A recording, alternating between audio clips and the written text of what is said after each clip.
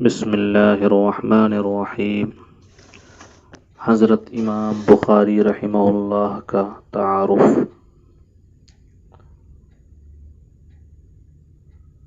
حضرت امام بخاری رحمہ اللہ کی کنیت ابو عبداللہ اور نام و نسب محمد بن اسماعیل بن ابراہیم ہے۔ آپ امام المحدثین اور شیخ الحفاظ کے لقب سے یاد کیے جاتے ہیں۔ آپ اپنے عصر و عہد کے یکتائے روزگار، امام اہل الحدیث، بے نظیر رہنما اور پیشوا اور اپنے اقران و اماثل پر فائق تھے۔ آپ بخارا کے شہر میں سن 194 ہجری میں پیدا ہوئے۔ ابھی مکتب میں زیر تعلیم تھے کہ خواب میں علم حدیث کی تحصیل کا اشارہ ہوا۔ حضرت امام بخاری کے شاگرد فربری کہتے ہیں کہ میں نے محمد بن ابی حاتم کو یہ کہتے سنا کہ محمد بن اسماعیل بخاری فرماتے تھے کہ میں ابھی مکتب میں زیر تعلیم تھا کہ مجھے احادیث نبویہ یاد کرنے کا الہام ہوا۔ میں نے پوچھا آپ کی عمر اس وقت کتنی تھی؟ کہنے لگے 10 سال یا اس سے بھی کم۔ پھر میں نے حدیث کے ایک استاد الداخلی کے پاس آنا جانا شروع کر دیا۔ ایک دن حدیث بیان کرتے ہوئے اس نے کہا، سفیان ابو الزبیر سے روایت کرتے ہیں اور وہ ابراہیم سے۔ یہ سن کر میں نے کہا، ابو الزبیر نے تو ابراہیم سے کوئی حدیث روایت کی ہی نہیں۔ استاد نے مجھے ڈانٹ دیا۔ میں نے کہا، اگر آپ کے پاس احادیث کا اصل مجموعہ موجود ہو تو اسے دیکھ لیجئے۔ چنانچہ استاد نے کتاب دیکھی، پھر کہنے لگے، ارے لڑکے، وہ صحیح نام کیا ہے؟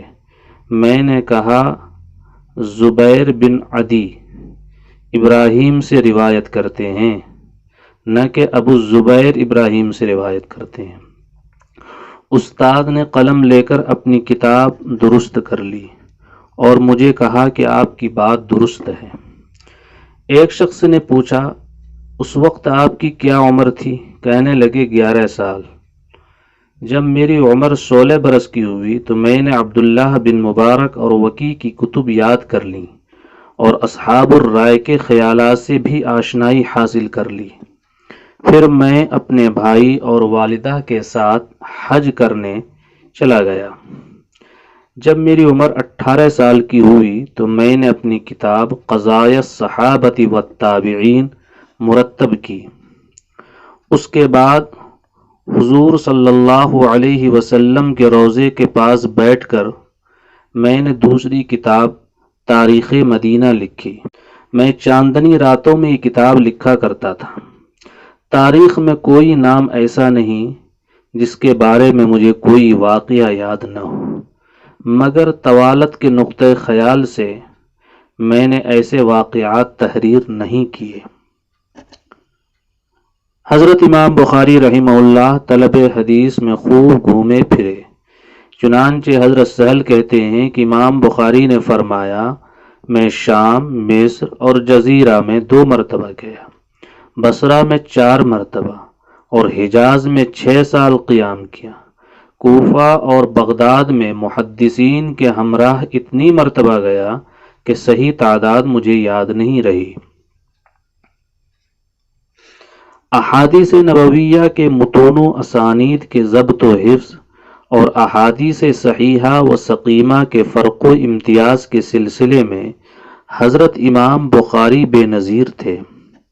آپ ایک مرتبہ سمرقند تشریف لے گئے۔ آپ کی ملاقات وہاں کے 400 علماء حدیث سے ہوئی۔ انہوں نے آپ کا امتحان لینا چاہا۔ اس ارادہ سے انہوں نے متون و اسانید کو باہم خلط ملط کر دیا۔ ہر ایک حدیث کی سند دوسری کے ساتھ لگا دی۔ شامی راویوں کی اسانید عراقی راویوں کے ساتھ لگا دی اور اس طرح ان کو مخلوط کر دیا۔ پھر یہ حدیثیں انہوں نے حضرت امام بخاری رحمہ اللہ کو سنائیں۔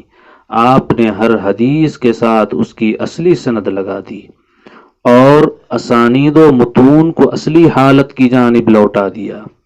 چنانچہ یہ علماء کسی حدیث کی سند و متن کے بارے میں امام بخاری پر حرف گیری نہ کر سکے۔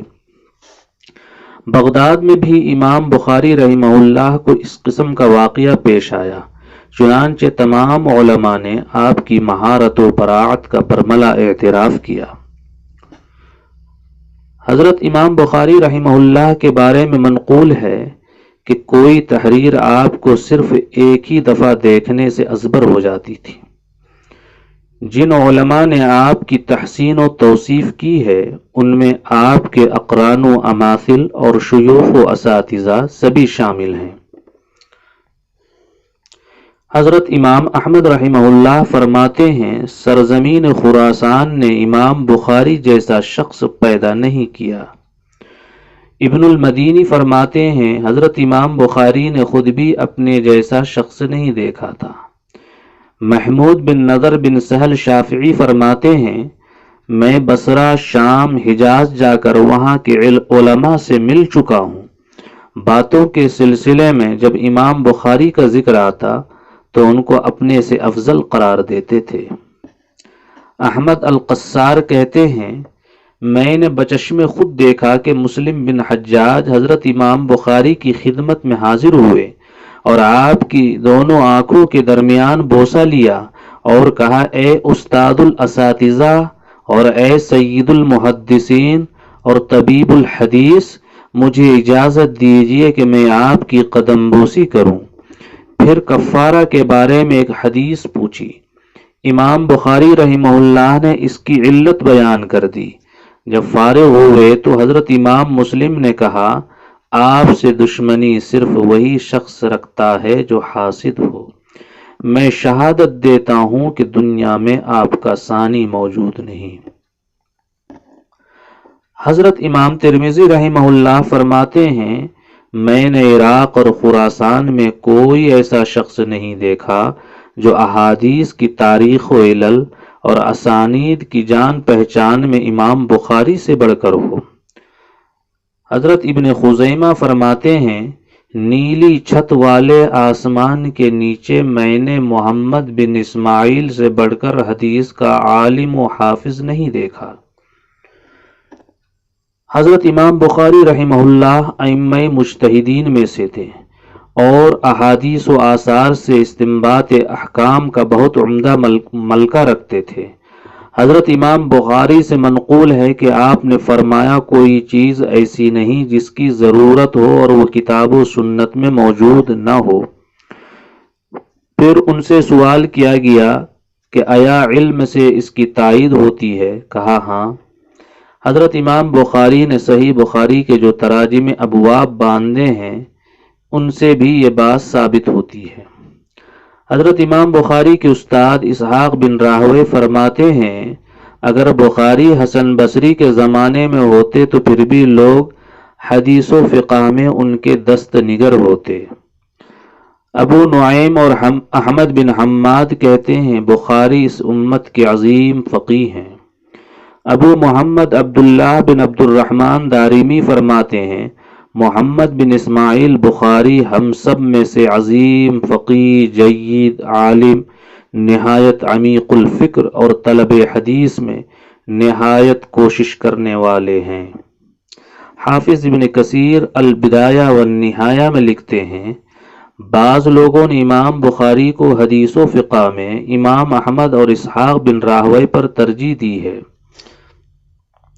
حضرت امام بخاری نہایت حیادار، شجاع، سخی، عابد و زاہد اور شریف النفس تھے۔ امراء و سلاطین سے ہمیشہ دور رہتے۔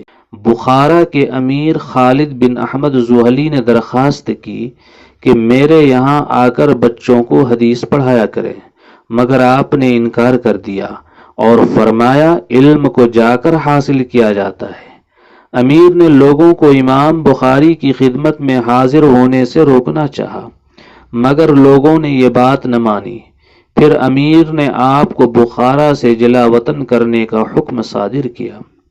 چنانچہ امام بخاری خرتنگ نامی ایک قصبہ میں چلے گئے جو سمرقند سے 6 میل کے فاصلے پر تھا۔ جب ہر طرف سے فتنہ بازی کا ظہور ہوا تو امام بخاری نے دعا کی کہ اللہ تعالیٰ انہیں وفات دے دے۔ اس کے بعد آپ بیمار ہوئے اور عید الفطر کی رات 62 سال کی عمر میں وفات پائی۔ آپ نے نہایت گراں قدر اور مفید تصنیفات مسلمانوں کے لیے پیچھے چھوڑی۔ آپ کی کچھ تصنیفات اس طرح ہیں: نمبر 1، قضایا الصحابۃ والتابعین۔ نمبر 2، التاریخ الکبیر۔ نمبر 3، التاریخ الاوسط۔ نمبر 4، التاریخ الصغیر۔ نمبر 5، الادب المفرد۔ نمبر 6، القراءۃ خلف الامام۔ نمبر 7، بر الوالدین۔ نمبر 8، خلق افعال العباد۔ نمبر 9، کتاب الضعفاء۔ نمبر 10، الجامع الکبیر۔ نمبر 11، المسند الکبیر۔ نمبر 12، التفسیر الکبیر۔ نمبر 13، کتاب الاشربہ۔ نمبر 14، کتاب الہبہ۔ نمبر 15، اسامی الصحابہ۔ نمبر 16، کتاب الوحدان۔ نمبر 17، کتاب المبسوط۔ نمبر 18، کتاب العلل۔ نمبر 19، کتاب الکنہ۔ نمبر 20، کتاب الجامع الصحیح، جس کو صحیح بخاری کہتے ہیں۔ یہ آپ کی نہایت بلند پایہ اور مفید کتاب ہے۔ یہ تمام تفصیلات البدایہ والنہایہ، مفتاح السنہ، مقدمہ فتح الباری جیسی کتابوں سے ماخوذ ہیں۔